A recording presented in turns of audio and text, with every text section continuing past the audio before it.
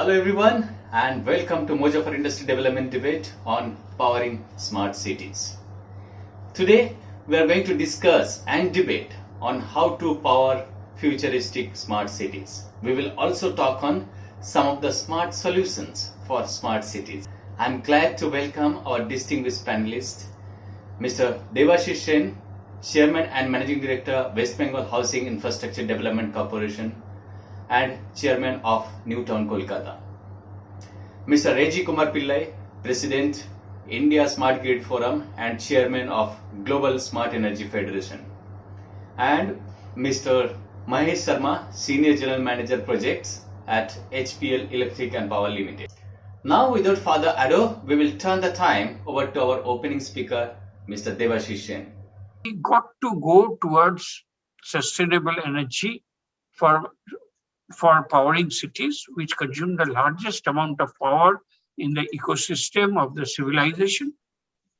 And for doing this, we must lay emphasis increasingly on renewable energy and encourage a transition to electric vehicles and electrical modes of transportation. But the source of electricity must be from local solar energy produced, because there is no fun in burning a ton of coal in, let us say, a thermal power plant at Kolaghat for powering your car. It doesn't make any sense at all to me. So if only we have solar energy powered charging stations for electric vehicles, we are going towards a smart solution for the energy needs of the world. So we need to go to electrical energy in conversion from coal and thermal power to solar and other renewable forms, and ensure that local level requirements are done in local level circuits, and use innovative spaces in the urban conglomeration where these panels can be laid. That can be over water tops, that can be on pavements, that can be on rooftops, and we do need startup companies who will connect neighboring houses, take their roof, and supply solar energy, as many villages of Germany seems to have done. So I think the smart way for powering smart cities is to rely 100% on renewable sources of energy. So much, Mr. Devashish Sen, for sharing your valuable inputs on how to power futuristic smart cities, highlighting the success story of New Town Kolkata project, which is the only smart city project in the Eastern India, even in West Bengal. Now, in this Moja for Industry Development debate on powering smart cities, I would like to invite Mr. Reji Kumar Pillai ji. Mr. Reji Kumar Pillai is the president of India Smart Grid Forum since its inception in 2011, and is also the chairman of Global Smart Grid Federation since November 2016. Today, Mr. Reji Kumar Pillai will share his expert opinion on the role of smart grids in smart cities. Welcome, sir. Good morning. Thank you very much for inviting me for this very interesting debate. And let me start with some of the key things which we have been advocating in the past. Some of them have been accepted by different governments, both central and state governments. Some of them we still continue to advocate. So as we hear, majority of the population around the globe today live in urban areas and contribute to a much higher share of the world GDP. So this continue to increase. More and more people, the urbanization is continue to work remotely. The same pace of urbanization will continue or not is still questionable. But however, I also feel that urban centers will start emerging more and more smaller urban areas. The cities need to be smarter to contribute to their growth as well as for the well-being of the people. The major challenges in the developing smart cities in India is the ownership. City governments have ownership on very little area.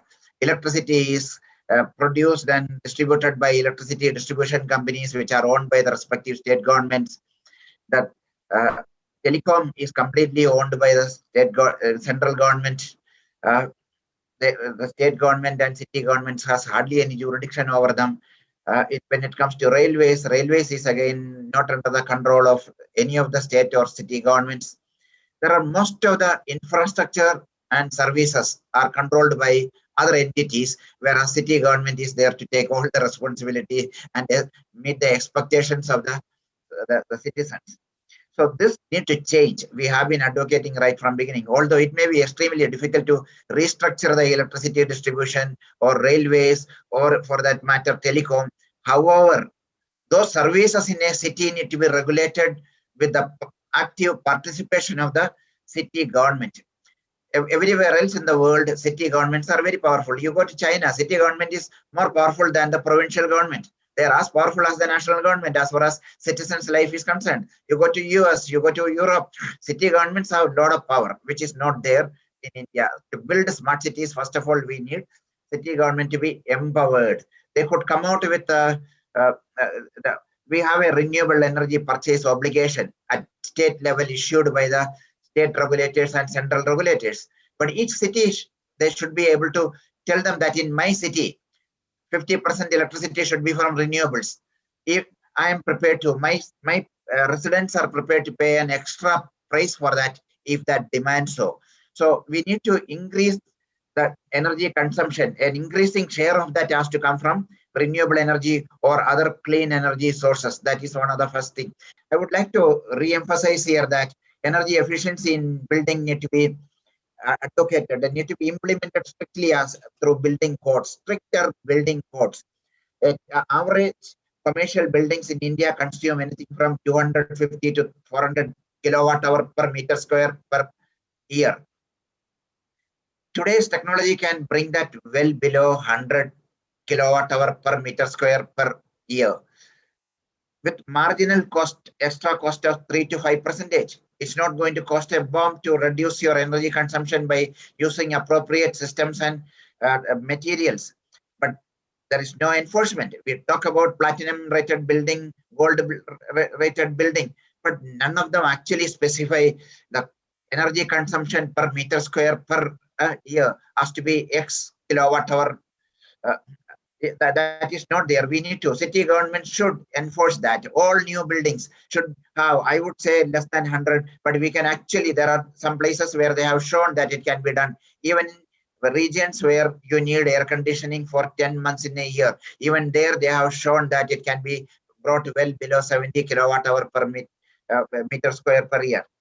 That's one of the very important thing we need to do. Just of RTPV or rooftop PV in urban areas, we need to make it mandatory that all campuses, all parking areas, all common areas, all roofs need to come, and also houses can come with building integrated PV, BIPV. It's very common in Europe and America. We should advocate for that. The roof should come with something in minimum. 2016, Haryana government issued a regulation. We are all very happy. They said every building built on a 500 square yard and above plot should have 5% mandatory, 5% of the connected load should come from the rooftop PV, and that will be made mandatory. But unfortunately, 5 years down the line, in its implementation, it has not been very strict. So we need to come out with such policies that BIPV and RTPV should be made mandatory. DG sets, and number one, today's the diesel price of well above 90 rupees, a unit of electricity from those DG sets are more than 40-50 rupees. They can all afford to replace those DG sets with lithium-ion batteries. A DG set sitting in a building typically come into service for few hours in a month. Whereas you have to maintain it, you have to have engineer, technicians, and you have to test run it every week so that it is serviceable. Whenever there is a power breakdown, it comes online. That's a huge expenditure. But when it is replaced with a lithium-ion battery, it can be grid connected. It offers grid services 24/7. It facilitates renewable energy integration. It facilitates several other grid support, peak load shaving, the grid distribution grid upgrade deferral by a couple of years. All that can be done, and this can be distributed energy storage systems on the distribution grid, which will go in a major way in electric grid modernization and our transition to request electric utilities also to put in a price. We have an ancillary services regulation which is issued 2 weeks ago by the Central Electricity Regulatory Commission. How much money this lithium-ion batteries which are uh, which are deployed for replacing the DG set, how much the utilities can pay them. We need to come out with some business models, how we can, even third parties can come. You take the case of a large hospital or a hotel, 5-star hotel, where there's a 5 megawatt or 10 megawatt DG set. Replace it. A third party comes in and replace all that with 10 megawatt hour, 5 megawatt hour containerized solutions today available, lithium-ion batteries, and connect it to the grid. So one, he will get money from the building owners for giving them the backup power, and also from the local electricity company for giving them the grid services and the ancillary services. So this is something which we need to take up very seriously, starting with the smart cities. I was very happy to hear Mr. Sen talking about DC grid. This is another thing which we have been advocating. We brought in several stakeholders working on the DC grid in different voltages, and we also facilitated coming out with a standard for 48 volt DC grid. Today, DC grid can coexist with the AC grid. I'm very happy. I was very delighted to hear Mr. Sen talking about that, and in a new city, Calcutta, new town in Calcutta. Consumption is also in DC. Your LED bulbs, all your LED screens, or all these devices, the phone, cell phone charging, laptop charging, all this we are using DC power. We use it through an adapter. So in case we have a DC grid in large buildings, it coexists with the AC grid. Many of the lighting, charging, powering things can be done. Even brushless DC motors. Brushless DC motors can be deployed for fan and other services. We need to adopt the Chinese model of waste to energy, where all the waste, everything, including the construction waste, they put it into one boiler and they burn it. And that system, and they remove all the impurities at different stages. And some of them goes as construction waste, the construction material, some of them goes as metal, some of them goes as ash, and all that is being completely done. The 700 cities in China are mandated to have waste to energy plant. Here, the most interesting business model here is that city government buy electricity and distribute electricity in China to all the residents in a city.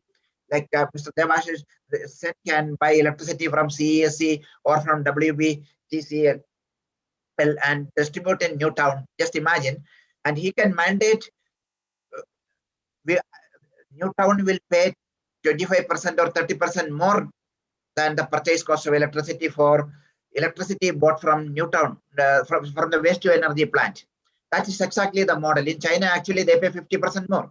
So waste to energy plant actually contribute 5 to 7% of the total electricity consumed in a city. But what happens is that all the dirt generated from the food waste to construction waste to everything, from it is collected and taken to the waste to energy plant, which is outside the city, and the electricity bought by the city government at 50% more premium than the price they paid to the regular grid power.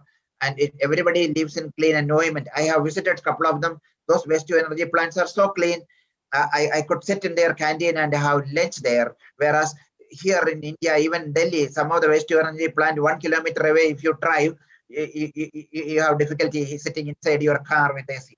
So that's a quality of waste to energy plant we have done. We need to relook at it. We need to learn from whoever has done it right in different parts of the world. Ambient temperature, or the maximum temperature in the country, is constantly on the rise. When I came to Delhi 40 years ago, Delhi temperature never exceeded 42 degree. Last couple of years, it is 48 degree. By end of this decade, it will be above 50 degree, making it impossible for most of the people to live and work.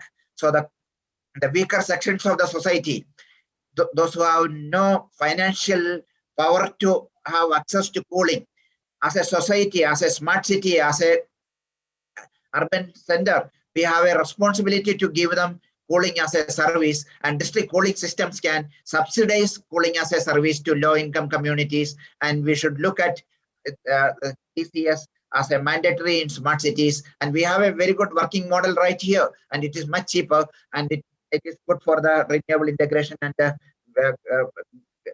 grid, electric grid modernization part. So electric mobility, you wanted me to talk about it. All the new vehicles, we have been talking in the country on policies and programs, FAME 1, FAME 2, but nothing has made much of an impact unless we take strict policy measures. If cities come forward and say that all new public transportation vehicles from 2022 will be electric, I will not give permit for any new bus or three-wheeler or taxi in Calcutta or Newtown from 2022. Everything new will be electric from 2022. Such kind of bold decisions need to be taken. Then you will see that over a period of time, we retire the old vehicles and everything will move. Also, it is a good idea which we have been advocating. We need to have EV only zone. Just last month, I believe that in Gujarat, that Sardar Patel statue area, some Kavadia town, they have said that that will be only EV only zone. So similarly, if Newtown in Calcutta says that only EV can come there from 2025, so that will become a EV only zone, or it can be for religious places, tourist places, and every zone in a large city. If Delhi says Connaught Place, no IC engine vehicles are allowed from 2023. So such policies we need to, and also we have been advocating that all new buildings, large buildings, which and should be mandatorily have 20% parking spaces built with EV charging infrastructure. When you build a large building, if you have put in EV charging infrastructure per square meter, it doesn't make even 1 rupee extra cost or 2 rupee extra cost. It's hardly anything. In a large building where you spend 500 crore, the EV charging will not be even 5 crore. So it should be built. We should mandate it that it should be built. Similarly, or new roads and highways, every 10 kilometer in city roads, every 20 kilometer in or 25 kilometer in highways or state highway or national highway, it should be built with. It won't even increase 0.1% of the highway building cost. So these kind of policies has to be made mandatory so that we can see a real EV revolution. We have the last mile connectivity system for our smart metering, our automation systems, all that can be shared for automating the water distribution infrastructure, gas distribution infrastructure, the traffic cameras, security cameras, all that can be done on the same last mile connectivity for my electricity grid, which I already established in most of the cities for my SCADA and smart metering and other things.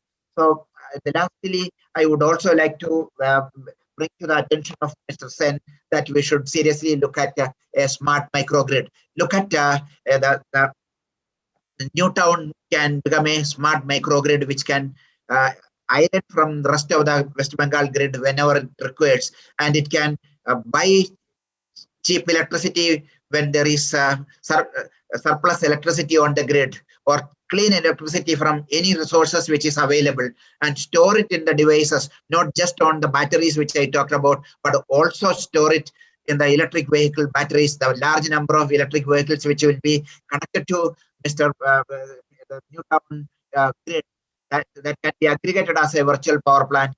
You buy green electricity, store it in those batteries, you buy cheap electricity, and you can even sell back to CSC or WBSTCL during peak hours. So the Newtown grid becoming a smart microgrid which can island from the grid, interact with the rest of the grid, and in fact each of the building in the future, each of the large building and campuses will evolve as a smart building and with smart appliances which can buy cheapest electricity available or cleanest electricity available on the grid through smart contracts established on blockchain. Couple of these things we have already demonstrated in India, and that is the way smart cities should go. And many of the points which I talked about it should be made mandatory. Thank you. Thank you so much, sir. Thank you so much, Mr. Ajit Kumar Pillai, for talking about some of the innovative technologies that are going to be indispensable for tomorrow's smart cities, and also talking about how we are going to make the energy loads to use or adopt this particular technologies. Thank you so much, sir. So now I would like to invite Mr. Mahesh Sharma, Senior General Manager Projects at HPL Electric and Power Limited. Mr. Sharma will share a detailed insight on the importance of smart lighting in smart cities. Welcome, Mr. Sharma. Yeah, hi, good morning to everyone, and thanks Subhajit for inviting me in this debate. First, let me brief about HPL. We are a multi-product portfolio company with a group turnover of 1200 crore. And I am heading the project division, as you told us, and executed over 6 lakh LED lights plus smart solution across multiple cities. And one of the first smart city in India, that is Bhopal, we have implemented. We designed the solution and then we have implemented. And we are doing the operation and maintenance. And that project is on PPP mode, public-private partnership. Thanks to the smart city mission by Government of India, due to this, lighting, health, safety, energy, and mobility are linked together for the optimal use of our existing public and private spaces. And the primary purpose of smart street lighting was energy efficiency by adjusting the light intensity based on multiple parameters. Today, new technologies are transforming light fixture into multifunctional interactive system that can communicate with their environment as well as and adjust accordingly. The system architecture, basically what we have implemented in Bhopal. If you can see there, that's a two-layer communication. One is the between the light and the feeder panel, electrical panel. That is based on purely RF solution. That can be done in a multiple way, like it can be done through the wired system, through the PLC and the wireless. We have implemented the RF solution over there. That RF solution is the first layer, that is light between the panel, and the second layer is the between panel and the server. That is through the GSM, Wi-Fi or Ethernet, whatever with the connectivity is available. These are some of the intelligent street light benefits. Like if you can see that the individual light can be on and off through astronomical clock as per local sunrise and sunset timing. This eliminates the manual switching, because earlier there was a manpower has to go there and then manually on and off.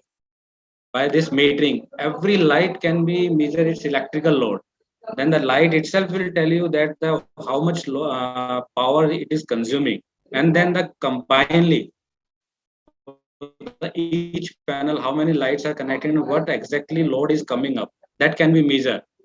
Through current consumption, we can get voltage, wattage, power factor, cumulative kWh, frequency. And in case if there is any fault or alert, that also can be monitored through the central management system. Multiple reports we can get from the system, like energy saving reports, how much energy is getting saved per day, per month, and annually. Then uptime, how many lights are up during that month, that day, or per year, and how many lights were down, for what duration it get down. Then daily reports of non-functional points, ticket raising. Any citizen can raise the tickets. Like this particular pole is not working. They can just only they have to take a photograph. The lat longs will get automatically, and the complaint will get registered, and the detail will go to the maintenance staff for the proper rectification. And we also get the live feeder status, like how much load is going on there and what current consumption is there. Then the SMS alert to the O&M's team. These are some of the essential requirement for smart lighting. Like cities should be well aware that what is the existing system is already implemented, technologies, and then like compatibility with the earlier system. Then data security we need to take care, network redundancy we need to, that issue also we need to account, and then scalability in terms of if future requirement is coming up, so that the network bandwidth can be enhanced as per the requirement. So thank you so much, Mr. Sama, for sharing important details on the importance of smart lighting in smart cities. We are discussing on the e-mobility and electric vehicle stuff. So what sort of impact it's going to have on electric grid, and how we are going to meet the demand? Well, at the state level or city level or at national level, there is no major impact. But at local levels, it depends on how many vehicles in one locality concurrently charging. That will have impact, and that need to be mitigated. From the electric car or two-wheeler which people are using at home, overnight charging, or that's not going to have any major impact in most part of the country, except places where you take the case of a street where every house has an electric vehicle, and also they have the distribution transformer connecting to all those houses are overloaded, then there could be issues. But otherwise, by and large, your overnight home charging, no major investment in infrastructure upgrade is envisaged. The charging stations, public charging stations, which are going to be installed, there we need to look at the capacity of the local grid and accordingly give connection. And the bigger problems will be in the bus depots. In a bus depot where you have 50 buses which are charging at the same time, and each of the buses have 200, 300 kilowatt hour battery, and the charging load goes into megawatt, then there are major impact on the grid. So when electric vehicle, but bus depots, we are strictly recommending, this is after an incident that happened in Pune in the summer of 2019. We had issued an advisory to all the bus companies and electricity distribution companies that wherever there is more than 100, 200 kilowatt load in a bus depot, they should put a power quality meter so that the power quality meters have the capability to monitor this, all parameters of power quality, particularly the harmonics. Some of the meters can go up to 50th or 100th harmonics and see. And so many of the harmonics get cancelled themselves, but still we don't know unless we measure it. So today we are in the process of doing two field studies. One, in Calcutta, actually, ISDF was involved in helping WBTC in the rollout of 80 buses, so which are distributed across 10 depots in Calcutta, and 9 there are chargers in these 10 depots for overnight charging, and also in 9 bus terminuses where the bus do a turnaround, they do an opportunity charging, they top up, they do. So the chargers are fairly distributed, not concentrated in one depot. So the electricity requirement is also not much in any place. But we are doing a study with a very high quality power quality meter we imported from Sweden. One, we are going to put it in the depot in Pune. This we are supposed to do in March, April, before the onset of summer, but because of the pandemic second wave, we couldn't do that. So physical installation. So Pune in PML's depot, where there are some 80 or 90 buses today. So there we will be installing one power quality meter, another one in one of the depots in Calcutta, where there are about 10 or 12 buses are charged. So we will keep these meters there for a year and see how the behavior, based on which no modeling study, this is actual field measurement study, based on which we will further fine tune our recommendations to electricity grid companies as well as to all the bus depot people, what mitigation measures they should do so that their buses are safe and which are charged every day, they can run it every day, and also the grid and grid equipment are kept fine. Thank you so much for sharing such details input on this particular questions. Mr. Sharma, could you talk about the challenges of designing smart lighting in smart cities? We need to take care of the hardware as well, because more accurate information is required for this. So for their adaptability as well, then depending on the origin of what kind of motion is there and its characteristic, direction of movement, what is the speed, accordingly and the weather condition also, like whether it is clear night, presence of fog, rainy day, accordingly sensor can sense the condition, and then the response can be taken. And then apart from this, software and communication, communication of the data recovered from the sensor need to be more reliable and properly analyzed to take fast and accurate response. Because inappropriate luminosity or improper response can result in disaster. And then it should be economical as well, understanding the Indian requirement. Investment need to be recovered in a short period so that the ROI should be more fast. This is what we are facing in the existing infrastructure. That more effort and investment are towards the capex and opex part of the solution.